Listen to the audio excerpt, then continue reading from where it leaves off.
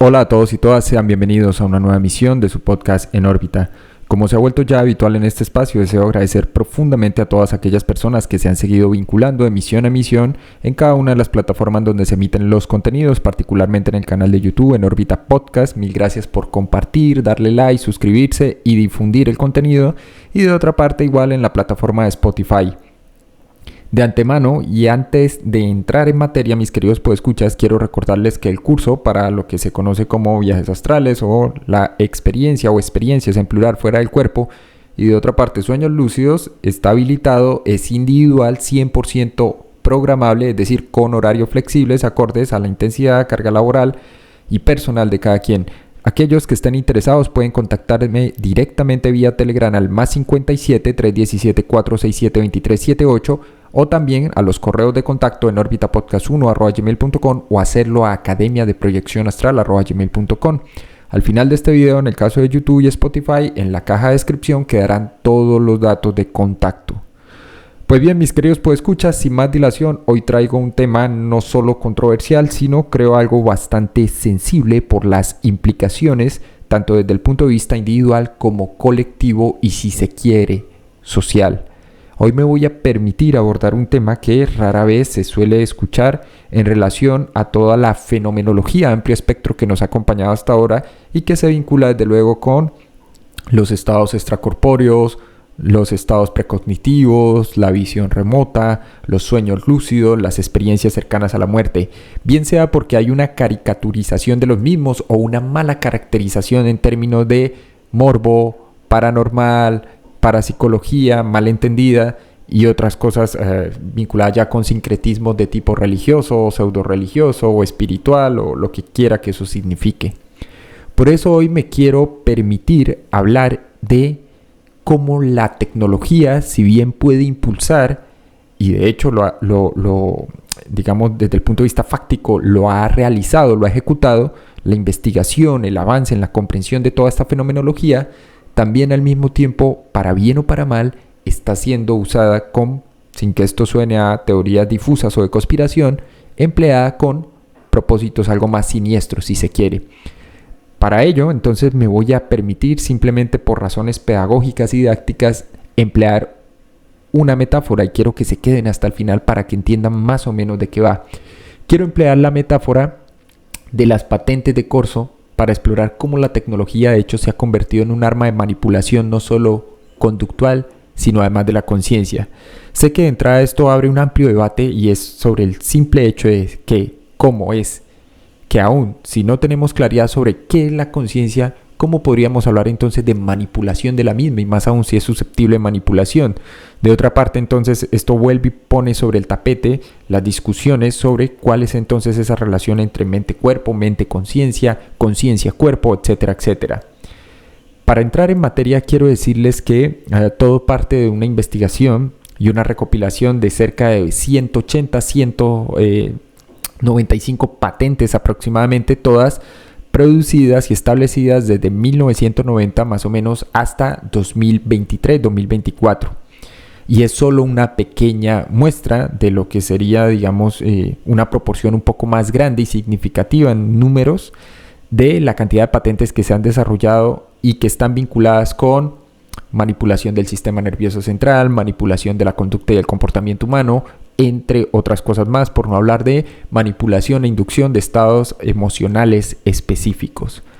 Quiero hablar de las patentes de corso y que me permitan usar la metáfora de cómo estas tecnologías se convierten en armas que son usadas contra la conciencia o lo que quiera que ésta sea. Y claramente podríamos aquí hablar del Dr. Robert Epstein, psicólogo formado en Harvard, o también para el caso de Chase Hughes, experto en ciencias del comportamiento, ex-marine, que ahora asesora tanto a particulares como a think tanks en relación a todo lo que está relacionado con influencia y tecnologías para la influencia del comportamiento humano. ¿Y qué tiene todo esto que ver entonces con el tema que nos ocupa de base? Ya se adentrarán porque hoy quiero plantearle la posibilidad de la presencia de una especie de invasión silenciosa de la cual no nos hemos percatado aún.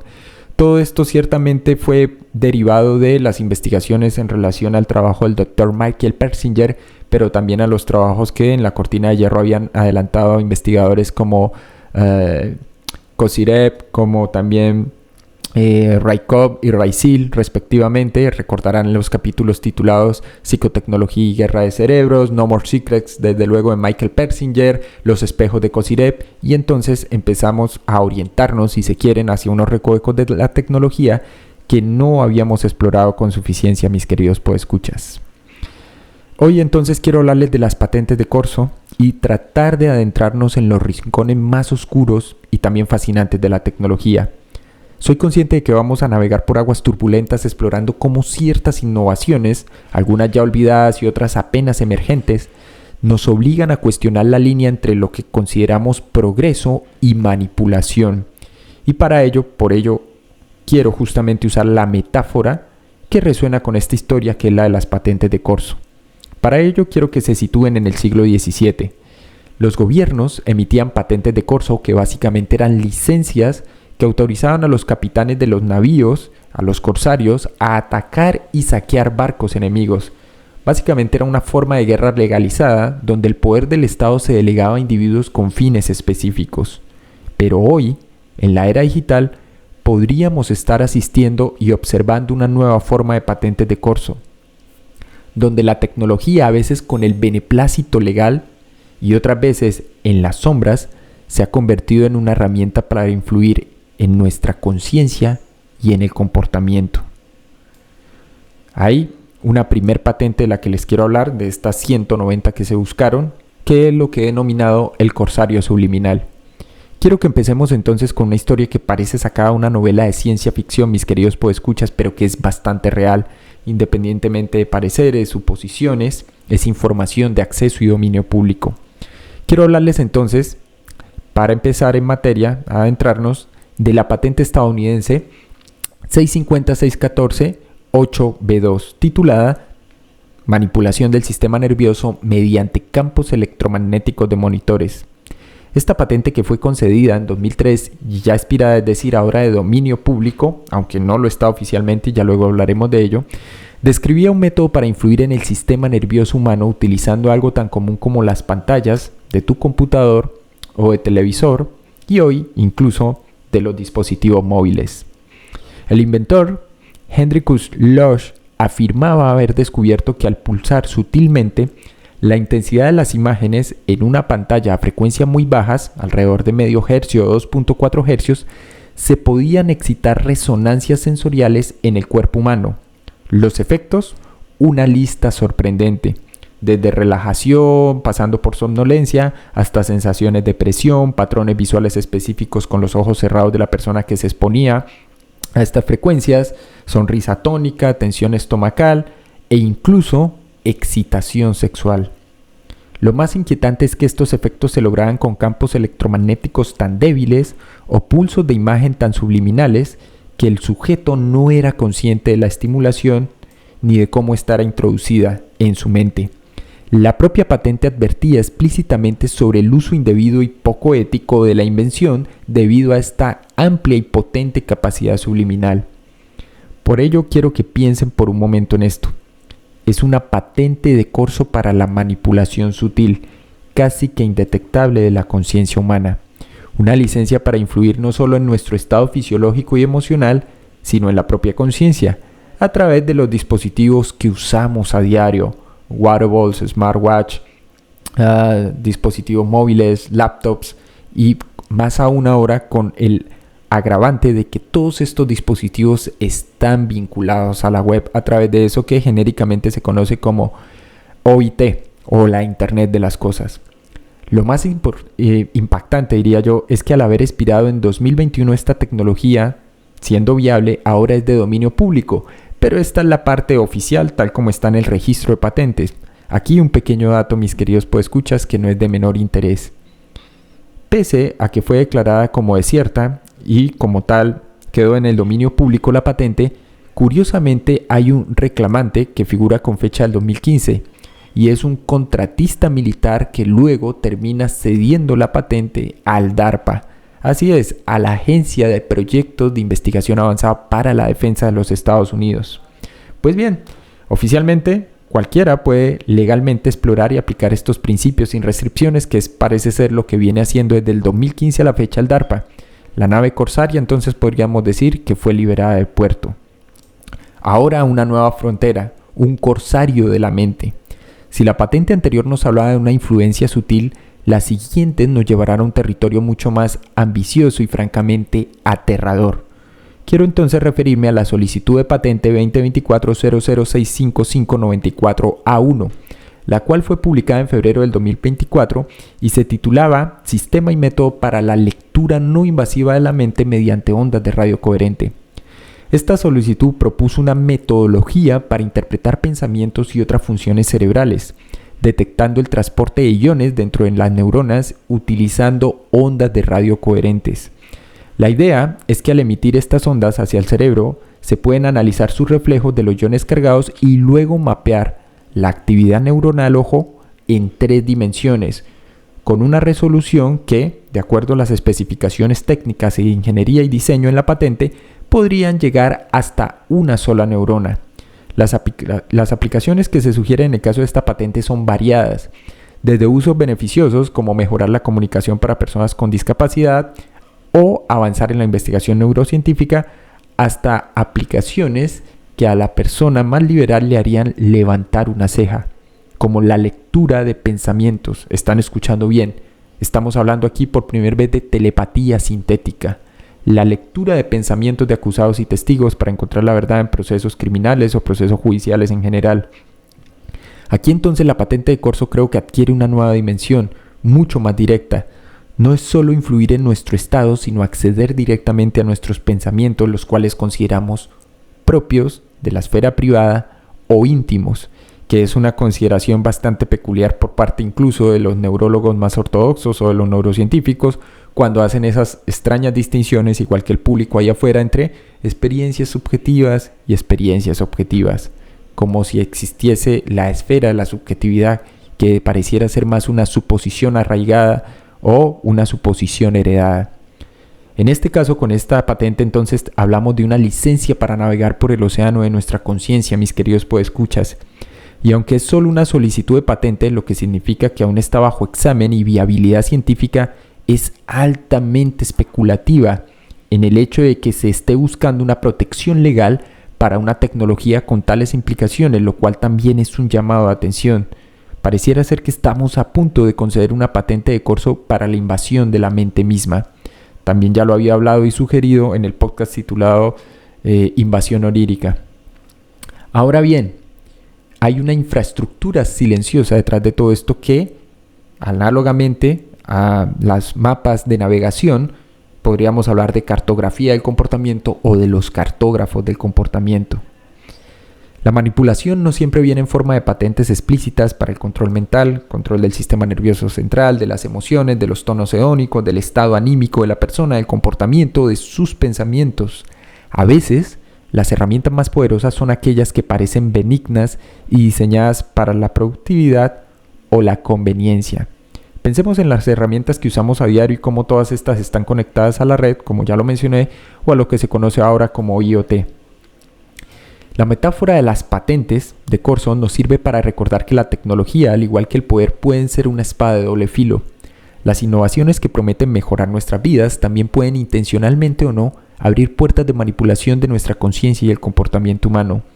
Desde la influencia subliminal a través de pantallas, ahora en el dominio público, hasta las ambiciosas y éticamente complejas propuestas de lectura mental y la infraestructura silenciosa de la inteligencia o la mal llamada inteligencia artificial que procesa nuestra comunicación, estamos en una era donde las patentes de Corso digitales podrían estar redefiniendo lo que es la autonomía individual.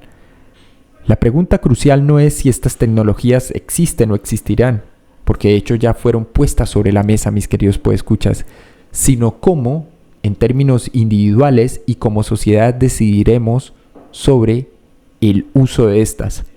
¿Permitiremos que estas patentes de Corso operen sin supervisión o estableceremos límites claros para proteger nuestra privacidad mental y nuestra libertad de pensamiento?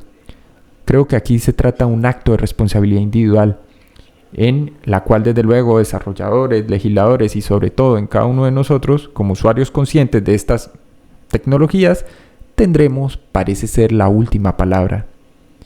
El futuro de nuestra conciencia, me atrevería a decir sin ánimo de sonar efectista o sensacionalista, hoy más que nunca está en juego. Aquí un pequeño paréntesis de nuevo. Recordé, mis queridos podescuchas, la advertencia de Michael Persinger de cómo para finales de los años 90, específicamente 1999, principios de los 2000, este ya había advertido cómo se había producido un descenso o una expresión decreciente de lo que él llamaba fenómenos PSI en comparación con el aumento ascendente y acelerado y vertiginoso de todas las nuevas tecnologías. Pues bien, como en los viejos tiempos de los corsarios, la vigilancia, creo yo, es la mejor defensa que tenemos. Hemos navegado por las aguas de la tecnología que, como los antiguos corsarios, buscan licencias para influir en nuestra realidad individual y colectiva. Hemos hablado de patentes que susurran a nuestro sistema nervioso y a nuestros oídos, y de solicitudes que aspiran a leer nuestros pensamientos más íntimos. Por eso es necesario que llevemos esta conversación a un punto un poco más profundo. ¿Cómo afecta todo esto a nuestra autonomía, a nuestra libertad humana y a ese concepto tan elusivo que llamamos libre albedrío? Y en esta búsqueda quiero sugerirlo, no tienen que estar de acuerdo conmigo y no lo planteo en términos de una panacea o una pócima mágica. ¿Podrían los estados extracorporales o las llamadas experiencias fuera del cuerpo representar un inesperado bastión de nuestra libertad? Empecemos por recordar una de las patentes, la 6148B2, la patente de Corso ya expirada, que describía la manipulación del sistema nervioso mediante campos electromagnéticos empleando monitores o pantallas en general. Esta tecnología, ahora de dominio público, afirmaba poder inducir efectos fisiológicos simplemente pulsando la intensidad de las imágenes en una pantalla a frecuencias subliminales específicas. Aquí radica la primera y más insidiosa amenaza a nuestra autonomía. La autonomía, asumimos, es nuestra capacidad de actuar según nuestras propias creencias morales, de perseguir nuestros propios intereses y de tomar decisiones de forma consciente. Pero si una tecnología es capaz y de hecho puede influir en nuestro estado fisiológico y emocional sin que seamos conscientes de ello, si opera por debajo del umbral de nuestra percepción, ¿podemos entonces realmente decir o afirmar que nuestras elecciones son libres? La manipulación, por definición, no nos ayuda a pensar con claridad. Cuando es subliminal, es una forma encubierta de influencia que explota nuestras vulnerabilidades en la toma de decisiones. No solo puede afectar nuestros intereses económicos, sino que de manera más profunda desafía nuestra autonomía individual. Es como si un corsario digital con una licencia invisible pudiera ajustar las velas de nuestra nave sin que el capitán, es decir, nosotros, lo sepamos. ¿Dónde queda entonces el libre albedrío si las corrientes que nos mueven son invisibles y ajenas a nuestra voluntad consciente? Luego tenemos otra solicitud de patente, la 2024-0065A1. Esta proponía un sistema y método para lectura no invasiva de la mente mediante ondas de radio.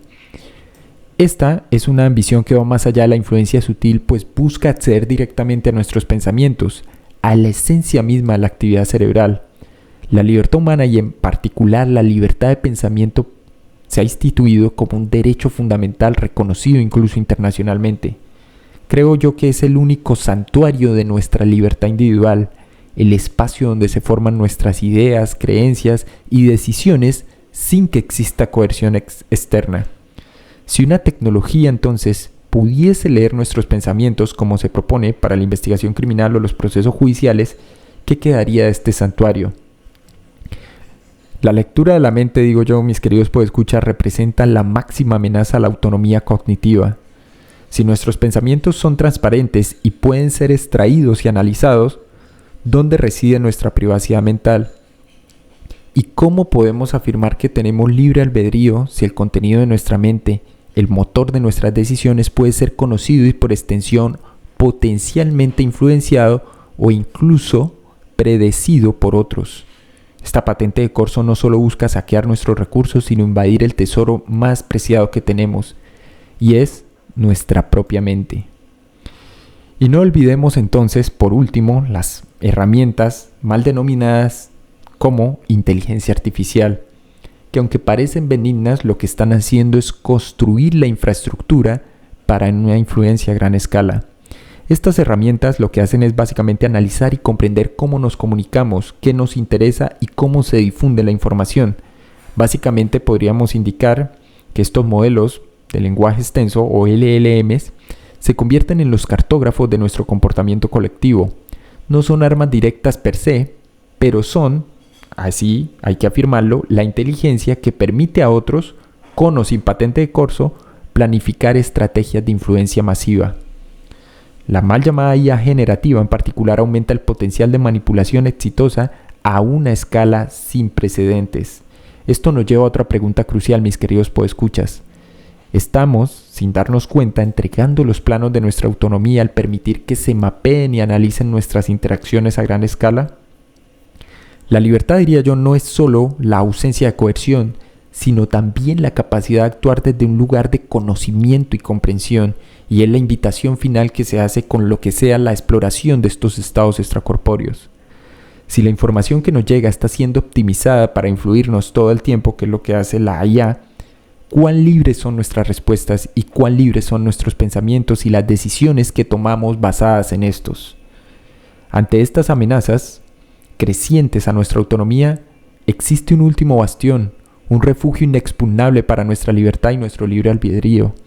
Aquí es donde entran en juego las experiencias extracorporales u OBES. Una experiencia extracorporal, siendo un fenómeno en el que la persona percibe el mundo como si estuviera fuera de su cuerpo físico, implica que quienes la han vivido a menudo describen una sensación que va más allá de la flotación, ver su cuerpo desde una perspectiva externa o una profunda sensación de libertad. Se trata de una experiencia que cuando ocurre espontáneamente implica, o en el caso de experiencias cercanas a la muerte, una sensación de un mayor grado de libertad.